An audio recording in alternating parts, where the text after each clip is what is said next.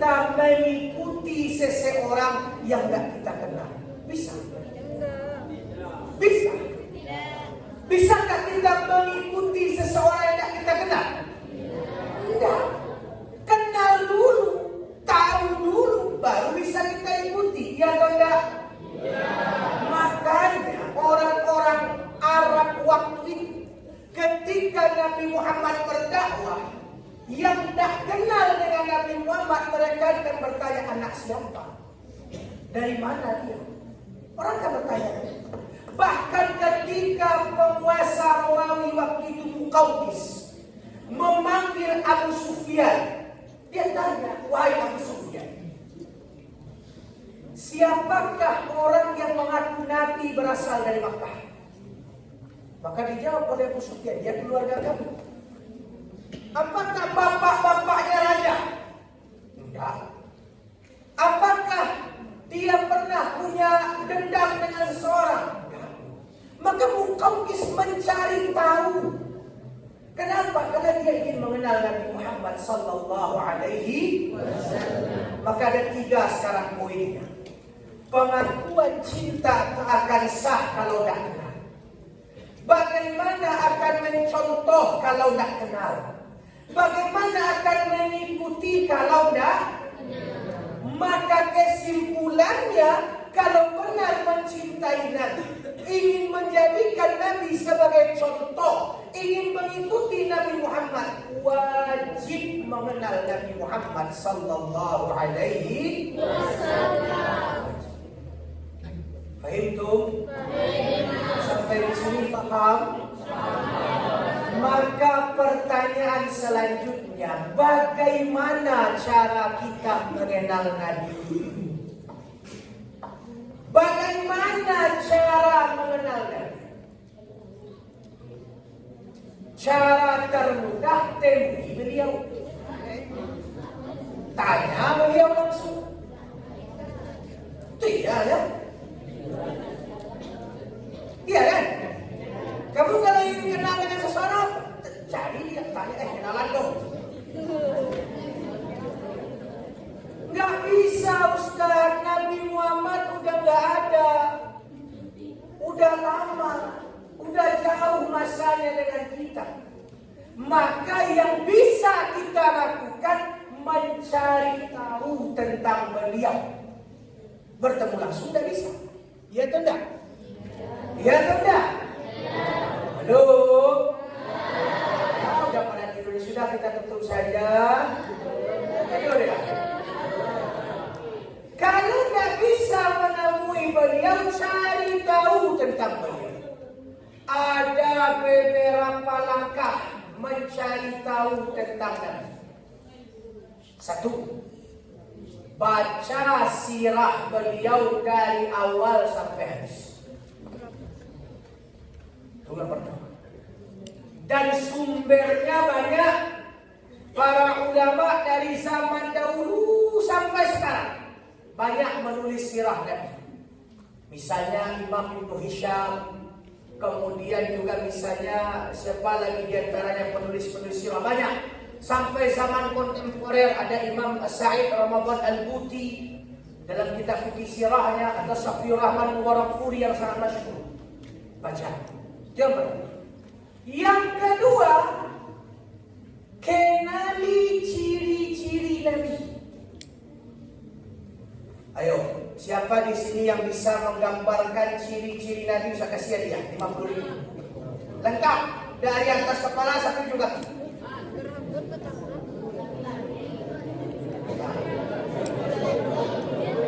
Laki-laki Ustaz, itu udah pasti. Nabi Muhammad itu laki-laki Ustaz, udah pasti, nggak perlu disebut.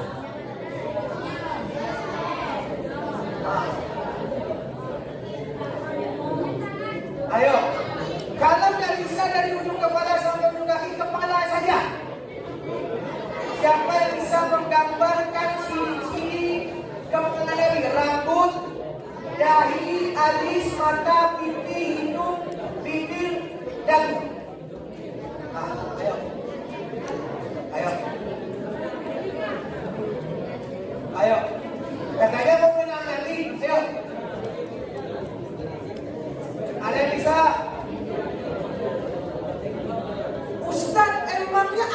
Ustaz sumbernya ada. Ada Ustaz orang yang menceritakan bagaimana ciri-ciri Nabi, ada. Tidak sekedar sejarah Nabi, tapi yang diceritakan sampai ke ciri-ciri Nabi. Bahwa di antara riwayat yang mengatakan ini, datanglah Hasan. Hasan ini siapa? Cucu Nabi. Bertanya kepada Hindun bin Abi Halah. Siapa Hindun bin Abi Halah? Anak kandung Khadijah, anak tiri bagi Nabi. Maka kakak tiri bagi Fatimah. Datang Hasan, anaknya Fatimah, bertanya kepada Hindun bin Abi Halah, wahai paman, bagaimana ciri-ciri Nabi Muhammad? Bagaimana bentuk Nabi itu? Dijawab oleh beliau, Nabi Muhammad mempunyai wibawa yang sangat berkarisma. Rambut beliau hitam, ikal bergelombang. Rambut Nabi dan rambut kalian ada kecil. Rambut Nabi itu hitam, ikal bergelombang, tidak keriting, tidak pula lurus, bergelombang. Kalau beliau menyisir rambutnya, maka beliau belah tengah rambut beliau. Sepanjang-panjang rambut Nabi, yang di belakang sampai bahu, yang di samping tidak melebihi daun telinga. Dan Nabi itu suka pakai minyak. Kalau bahasa kita sekarangnya pomade. Dan Nabi suka bersorban. Suka bersorban. Rambut beliau hitam. Sampai beliau meninggal dunia, hanya 20-an helai saja uban beliau. Ada. Di mana kitabnya saya baca dari Syama'il Muhammadiyah yang ditulis oleh Imam At-Tirmidzi. Jadi tahu kita kebayang itu Nabi ya. Jadi kalau kalian tidur, kemudian mimpi ada orang yang Nabi rambutnya keriting, Nabi. Tidak. Dahi Nabi, jidat beliau tidak lebar, tidak kecil. Alis beliau hitam, tebal. Dan di tengah-tengah tak ada sambungan. Jadi di tengah ini tidak ada bulu-bulunya. Ketika beliau marah, nampaklah urat-urat kecil keluar di sini. Hidung beliau mancung. Di pucuk hidung beliau ada cahaya. Seolah-olah bertambah mancunglah hidung beliau. Pipi beliau tirus. Ini tembem namanya. Tirus. Kumis beliau tipis. Beliau suka mencukur kumis. Tapi jenggot beliau panjang. Kata sahabat Nabi Abdullah bin Abbas di riwayat yang lain, sepanjang-panjang jenggot Nabi satu genggaman tangan. Wajah beliau pudar, bercahaya. Sehingga kalau malam ada purnama, ada beliau, lebih terang wajah beliau daripada cahaya purnama. Dari mana kita tahu? Belajar ciri-cirinya. Berarti sudah berapa sekarang cara mengenal Nabi? Dua. Pertama, baca sirahnya.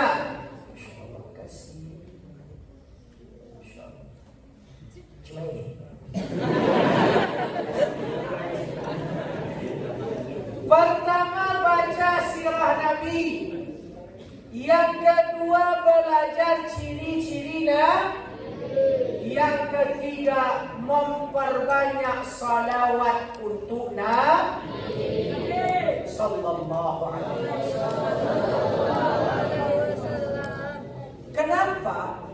Karena setiap orang yang bersalawat, kata para ulama kita, akan dimudahkan oleh Allah mengenal Nabi Muhammad sallallahu alaihi wasallam. Cuman yang jadi masalah dari tiga hal ini, terkadang dalam keseharian kita terlalu sibuk. Yuk jujur yuk. Yang kemarin baca buku Sirah Nabawiyah siapa?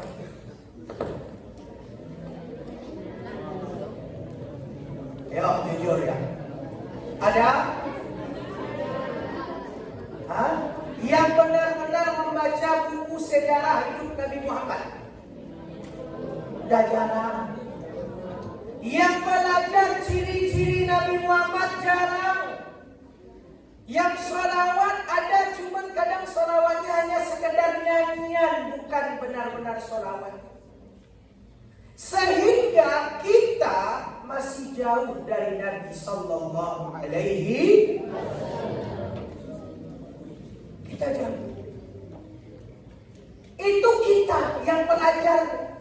Apalagi masyarakat, orang awam, kapan mereka akan baca sejarahnya? Kapan mereka akan belajar ciri-ciri Nabi? Ustaz, ada majelis pengajian, ada ceramah.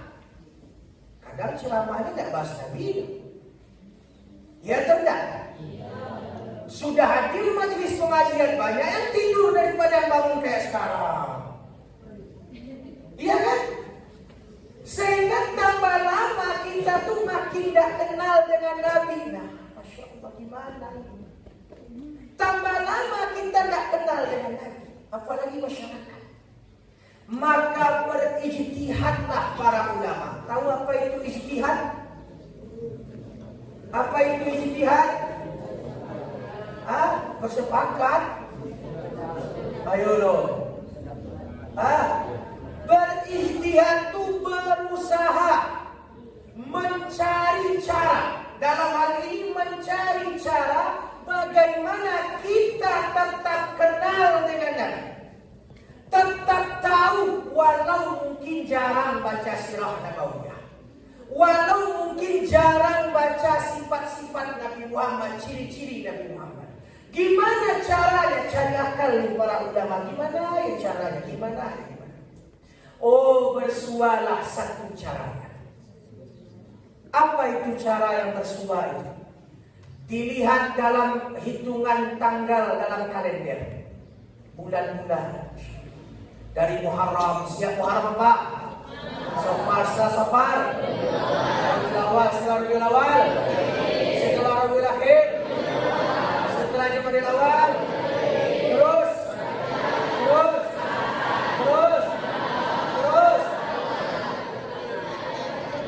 Zulhijjah, Zulqa'dah.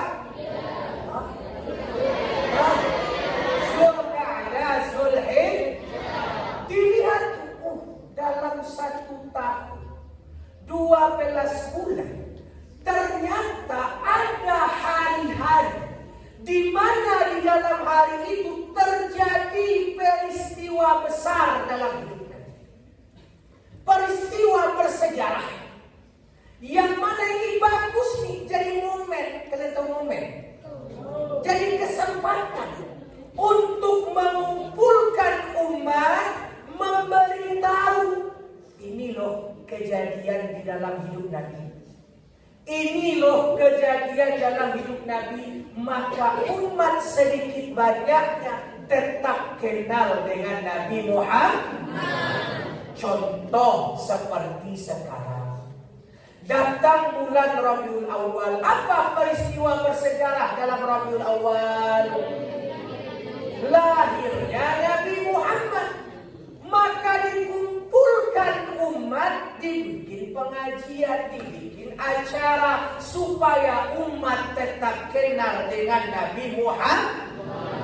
Tidak lama setelah Rabiul Awal datang bulan Rajab. Apa yang terjadi di bulan Rajab? Isra. Dikumpulkan umat, dibikin pengajian. Wahai umat, inilah yang terjadi peristiwa Isra. Ya atau tidak? Datang Ramadan. Apa yang terjadi di bulan Ramadan? Banyak nuzulul Quran, Fathul Makkah, Perang Badar, meninggal Khadijah. Maka dalam pengajian disampaikan ke umat, ini loh peristiwanya. Bulan Muharram, apa yang terjadi di bulan Muharram? Awal tahun baru Hijriah, mengenang hijrah Nabi. Maka dibacakan begini loh hijrahnya Nabi. Maka yang kita lakukan saat ini adalah upaya untuk tetap mengenal Nabi Muhammad sallallahu alaihi wasallam. Tapi Ustaz, saya dengar-dengar pula di pengajian yang lain katanya pengajian atau acara Maulid Nabi ini bid'ah, Ustaz.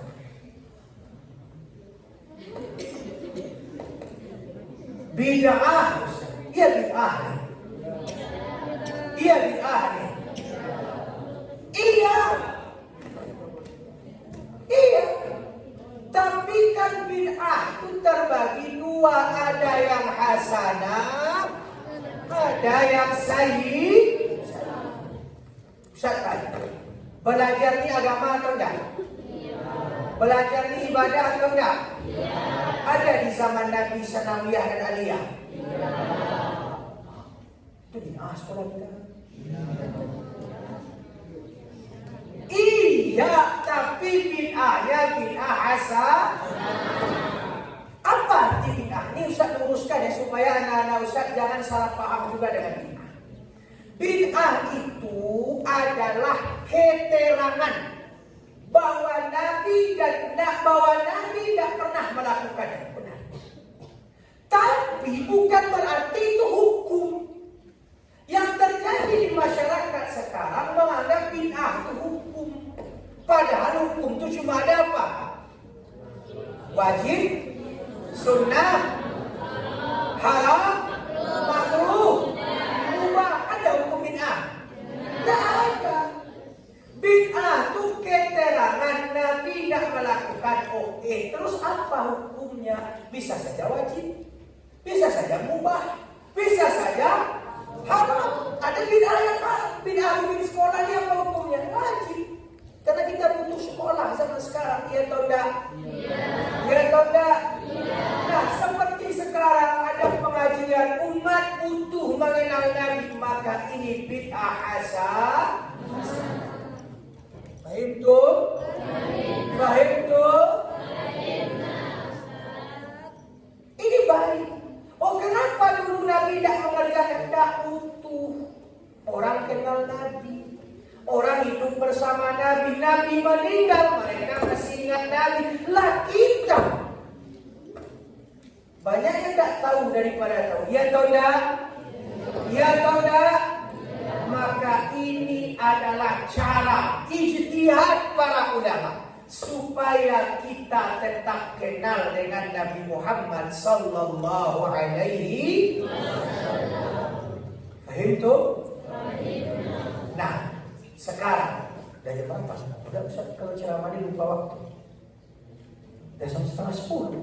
Masya Allah. Udah lama Ustaz ceramah ya. Sampai sini aja ya. Sampai sini aja ya. Sampai sini aja ya. Lalu bagaimana sekarang? Berarti kita udah paham. Kita hadir saat ini untuk mengenal Nabi. Momennya pas Maulid Nabi sallallahu alaihi wasallam. Biasanya Ustaz kalau ceramah tentang lahirnya Nabi itu 2 jam. Serius, saya tidak bohong, 2 jam. Sekarang jam 9:30. Kalau tambah 2 jam lagi berarti sampai jam berapa? 11:30 dong. Mau? Mau? Jahat. Kasihan kesedihan Ustaz yang gemoy ini kelelahan.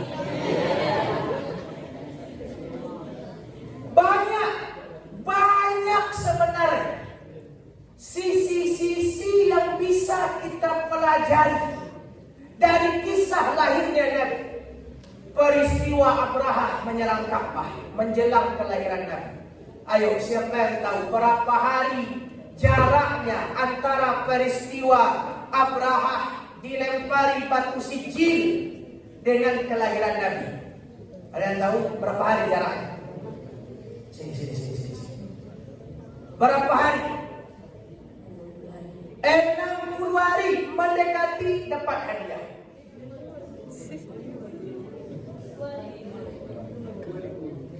7.000 rupiah. Lumayan. Langsung tusuk tambah SP. Berapa jaraknya? Ada yang bilang 50 hari. Ada yang bilang 55 hari. Dan ada yang bilang 60 hari betul. Tapi Imam Dardir dalam kitab beliau Maulid Bashir Nazir mengatakan 55 hari. 55 hari. Banyak. Kemudian tentang kelahiran Nabi itu betul. Apa kata Aminah? Aminah ini siapa? Aminah itu siapa? Ibu Nabi. Beliau curhat ke teman-teman beliau nanti yang cerita ke Nabi Muhammad. Bahwa kata Aminah selama beliau mengandung Nabi Muhammad tak pernah dirasakan sakit mengandung. Kayak gak ada aja. Ringan saja perut.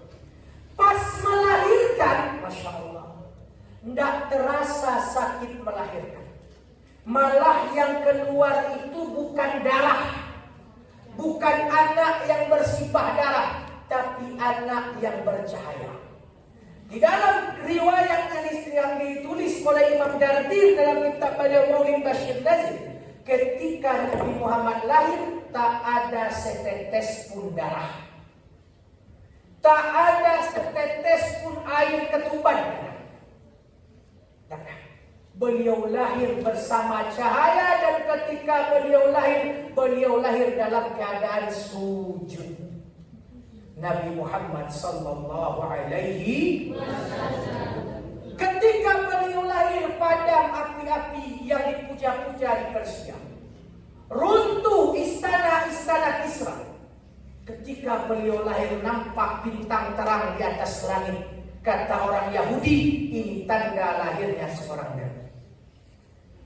Banyak yang bisa kita pelajari. Namun karena waktu yang membatasi, maka Ustaz menitipkan hal ini kepada guru-guru kita yang banyak di sini, Masya Allah, yang alim-alim. Silahkan dilanjutkan untuk membahas kisah detail bagaimana lahirnya Nabi Muhammad sallallahu alaihi wasallam. Banyak para ulama nulis kitab tentang lahirnya Nabi. Di antaranya Imam Ibnu Katsir, Imam Jalaluddin As-Suyuti, Imam Dihyah Al-Kalbi, Imam Mulla Al-Qari, Imam Hafiz Zainuddin Al-Iraqi, Imam Ibnu Hajar Al-Haytami, Imam Al-Jazari, Imam Dardir, banyak. Imam Barzanji, banyak yang menulis tentang lahirnya Nabi Muhammad sallallahu alaihi wasallam. Andailah waktu agak lebih panjang, tentu saya akan jelaskan detailnya. Cuman karena sudah banyak yang tumbang pula, maka sampai di sini saja yang bisa saya sampaikan. Moga-moga tambah semangat untuk lebih mengenal Nabi Muhammad sallallahu alaihi wasallam. Sebelum Ustaz tutup, Ustaz ingin beri oleh-oleh untuk semuanya. Mau? Mau? Tanda kenang-kenangan kalian belajar dengan Ustaz. Mau? Mau, tapi lemas jawabannya. Mau? Ini tanda. Orang kalau sudah belajar dengan Ustaz, dengan uswah, Ustaz panggilan di para itu uswah, Ustaz Wahyudi. Uswah, panggilannya gemoy kayak orangnya begitu ya. Kalau kita akan berpisah, misalnya kita udah ketemu nih, maka jangan hanya bilang see you, goodbye, jangan. Ada doa diajarkan oleh Nabi sallallahu alaihi wasallam. Dan Ustaz dapat doa ini dari guru-guru Ustaz, di antaranya Syekh Ali Jum'ah, mufti Mesir yang lama. Ada doa, kalau kita ingin berpisah, diajarkan oleh Nabi. Dan doa itu sangat bagus, sangat keren, kalau bahasa kaliannya sangat estetik. Mau diajarkan doanya? Mau diajarkan doanya? Artinya dulu lah. Arti doanya keren sekali, bagus. Apa arti doanya? Aku titip engkau kepada Allah. Daripada sekedar bilang dadah, jumpa lagi. Ada yang lebih bagus. Aku titip engkau kepada Allah. Yang namanya titipan dijaga atau tidak? Ya. Maka maknanya juga moga-moga Allah menjaga diri. Yang namanya titipan dikembalikan ke kita atau enggak? Iya. Atau selamanya di tempat penitipan? Iya. Pasti dikembalikan. Maka artinya juga moga-moga kita dipertemukan kembali oleh Allah. Mau diajarkan doanya? Mau. Serius mau? Bacaan doanya begini. Kalau untuk satu orang laki-laki, dhamirnya ini saya yakin semua dah paham lah bahasa Arab. Astaudiukallah.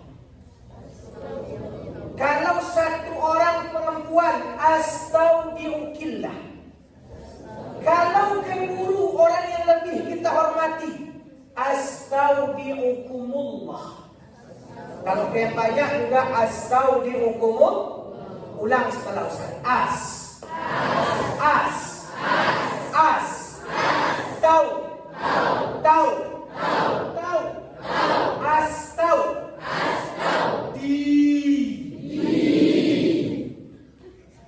Ya marah-marah.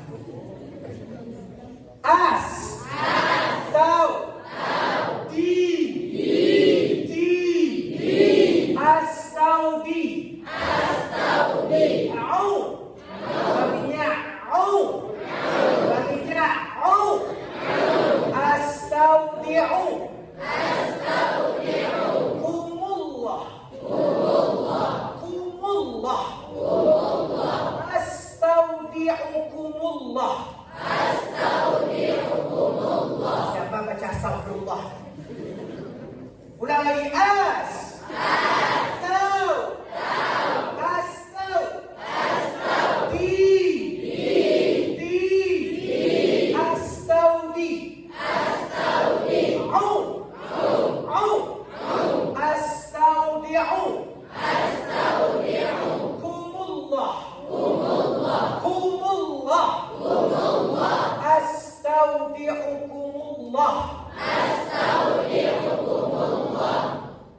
Itu untuk banyak, untuk orang yang kita hormati. Kalau untuk satu laki-laki,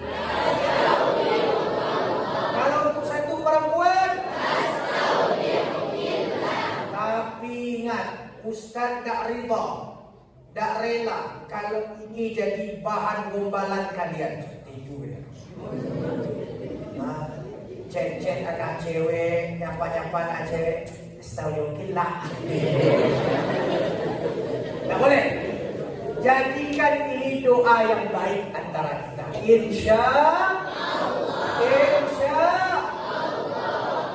Kita doakan moga-moga kita semua lebih mencintai Rasulullah. Amin. Lebih mengenal Rasulullah. Amin. Bertemu bersama Rasulullah. Amin. Diizinkan mengunjungi Rasulullah. Amin. Yang sakit sembuh. Amin. Yang sedang punya hutang lunas hutangnya. Amin.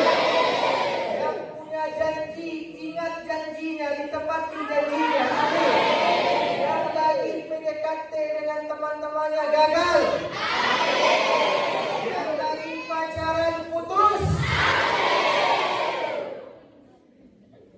Moga-moga Allah tuntun kita selalu dalam kebaikan. Amin. Ya Rabbal Alamin. Itu saja. Terima kasih banyak atas perhatian. Mohon maaf atas segala kekurangan. Astagfirullah. Kalau orang bilang itu jawabnya sama. Astagfirullah.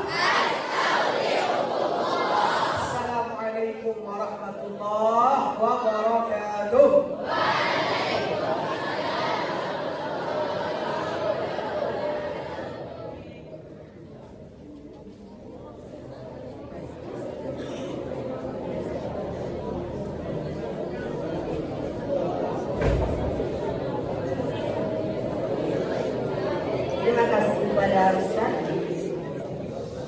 Dengan berakhirnya tausiah tadi, maka berakhir pula lah acara kita dari pagi hari ini. Saya Almira Deskana Dan saya Zahra Nur Afiani sebagai pembawa acara pamit undur diri. Apabila ada kesalahan dan kekurangan, mohon dimaafkan. dan terima kasih atas segala perhatiannya. Akhirul kalam. Wassalamualaikum warahmatullahi wabarakatuh.